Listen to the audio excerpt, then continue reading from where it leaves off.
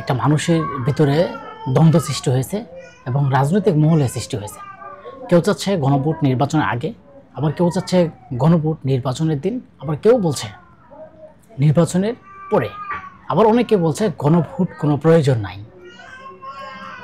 এদিকে সাধারণ মানুষ বলছে যে গণভোট তারা বোঝে না, কোন দিকে যাবে এখন ডক্টর মোহাম্মদ ইউনূস। কিন্তু পরিশেষে ডক্টর মোহাম্মদ ইউনূস ঘোষণা দিয়েছেন যে নির্বাচনের দিন গণভোট হবে। কিন্তু সাধারণ মানুষের জন্য তিনি কি ব্যবস্থা করেছেন? গ্রামগঞ্জে যারা মানুষ আছে, সাধারণ যারা মানুষ আছে, তারা তো গণভোট সম্বন্ধে কোনো ধারণা নাই এবং গণভোট কোনো কিছু বোঝে না। জিয়াউর রহমানের সময় গণভোট হয়েছিল, কিন্তু এখনকার ইয়াং জেনারেশন ফলাফলেরা, এখন যারা শিক্ষিত আছে তারা নয় গণভোট বুঝলো, কিন্তু যারা আগের মানুষ আছে, যারা মূর্খ, গ্রামের বেশিরভাগ মূর্খ মানুষ, শিক্ষিত নাই, কিন্তু তারা কি গণভোট বুঝবে? তাদের কি বুঝে দেওয়া হবে? একটা পাতা লিখে দিল, লেখার ভিতরে গণভোটের 5-6টা দাবি আছে, হ্যাঁ না দিবে, আসলে তারা কি দিবে? এটা নিয়েও কিন্তু বিব্রত রয়েছে। আর গণভোট যদি হয় নির্বাচনের দিন, কি সুবিধা? কেন এবার ডক্টর মোহাম্মদ ইউনূস গণভোট নির্বাচনের দিন করলেন? দুইটা কথা হচ্ছে, একটা কথা হচ্ছে যে নির্বাচনের দিন গণভোট করলে, নির্বাচন এবং নির্বাচনের দিন যদি গণভোট করে, যে টাকা পয়সা, অর্থ সংকট, যা খরচ সব সীমিত হবে। আপনি দেখেন, গণভোট যদি আগে হয় তাহলে অনেক টাকা খরচ হবে এবং ব্যয়বহুল হবে, অনেক দেশের মধ্যে রাজনীতির একটা উত্তপ্ত পরিবেশ।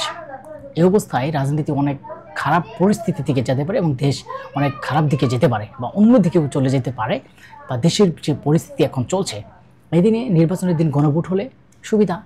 একটা সেখানে যদি 2টা পুলিশ থাকে, সেই 2টা পুলিশই এনাফ, কিন্তু সময় একটু বেশি লাগলো, একদিনে 2 কাজ শেষ। কিন্তু যদি আগে হয়, জনগণের মধ্যে একটা বিভ্রান্ত হবে, আজকে একটা ভোট দিয়ে এলাম, কি ভোট, গণভোট আবার কি, আবার কয়দিন পরে আবার নির্বাচন, এটা কি, কয়দিন পরে কি হয়েছে, আসলে কি ধারণা মানুষের মনের ভিতরে এমন ধারণা আসবে। আপনি দেখেন, নির্বাচনের সঙ্গে গণভোট হলে সাধারণ মানুষ হ্যাঁ না কি বুঝবে? ঠিক মতো বুঝতে পারছে না। গণভোটের প্রশ্ন প্রায় জটিল এবং আইনগত ভাষায় লেখা থাকে, যা সাধারণত ভোটারের কাছে অস্পষ্ট। প্রথমত অনেকেই ভাবছেন এই দিনে আমার জীবনের কি সুবিধা বদলাবে, কিন্তু প্রশ্নের ধরন হচ্ছে ব্যাখ্যা। প্রক্রিয়ার কারণে ভোটারদের বিভ্রান্তি তৈরি হতে পারে, এতে ভোটারের অংশগ্রহণ হতে পারে, কমতে পারে এবং অনুভূতিত ভোট বেশিও পড়তে পারে। আপনি দেখেন, ভোটার এই গণভোট নিয়ে অনেকে বলছেন যে গণভোট কী করব, গণভোট দিয়ে কী করবো আমি, বা গণভোট খায় নাকি শুয়ে থাকে, গণভোট নিয়ে কী লাভ, জনগণের কী লাভ?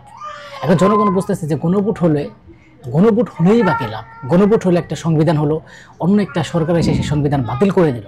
আমরা দেখেছি না, জিয়াউর রহমানের সময় যে গণভোট হলো, সেই গণভোটে 100% যে গণভোট সংসদ পরিবর্তন হবে না, সেই সংসদ এখন পরিবর্তন হয়েছে, সেই সংসদ এখন নাই, সেই অন্য সংবিধান হয়ে গেছে। শেখ হাসিনার সময় তত্ত্বাবধায়ক সরকারই বাতিল করে দিয়েছিল। তাহলে এখন গণভোট নিল, এত টাকা পয়সা খরচ করে সব কিছু করে গণভোট হলো, কিন্তু অন্য একটা সরকার যদি এককভাবে আবারও সেই গণভোটে যে সংবিধান, সেই সংবিধানগুলো বাতিল করে আবার নতুন সংবিধান তৈরি করে, তখন কি হবে? এই যে গণভোট নিয়ে জামাতেরা যে লাফালাফি, সাধারণ মানুষ, আমি ডক্টর মোহাম্মদ ইউনূসের কাছে বলবো যে এই যে গণভোটের 4টা বিবৃতি থাকবে, হ্যাঁ না, যে 4টা বিষয় উল্লেখ থাকবে, যে 4টা বিষয়ের উপর নির্ভর করে হ্যাঁ না বলবো, একটা হচ্ছে উচ্চ কক্ষ, মানে 2 কক্ষ বিশিষ্ট সংসদ এবং সভাপতিও এবং রাষ্ট্রপতির ক্ষমতা বৃদ্ধি, ডেপুটি স্পিকার বিরোধী দল থেকে, এবং প্রধানমন্ত্রীর মেয়াদ সীমিতকরণ। এই যে সব কিছু মিলে যে বিষয়গুলো মৌলিক আছে, সেগুলো আসলে কিন্তু সাধারণ মানুষ বুঝবে কি না বুঝবে না, সে বিষয়ে কিন্তু আমাদের সজাগ থাকতে হবে। এবং ডক্টর মোহাম্মদ ইউনূস তাকে গ্রামগঞ্জে যারা মানুষ আছে তাদের জন্য একটা বিকল্প পদ্ধতি করবে, কি তাদেরকে বোঝানোর জন্য একটা বিকল্প পদ্ধতি লাগবে, যে পদ্ধতি হচ্ছে যে তারা আসলে বুঝবে কি না, তাদেরকে কীভাবে বোঝাতে হবে সে বিষয়ে আমাদের গ্রামগঞ্জের যারা মানুষ আছে তাদের উপর এইটুকু নির্বাচন কমিশনার এবং ডক্টর মোহাম্মদ ইউনূসের নির্বাচনের দিন এই প্রতিশ্রুতি দিতে হবে এবং সাধারণ মানুষকে বোঝাতে হবে কীভাবে আসলে তারা এই গণভোটটা দেবে।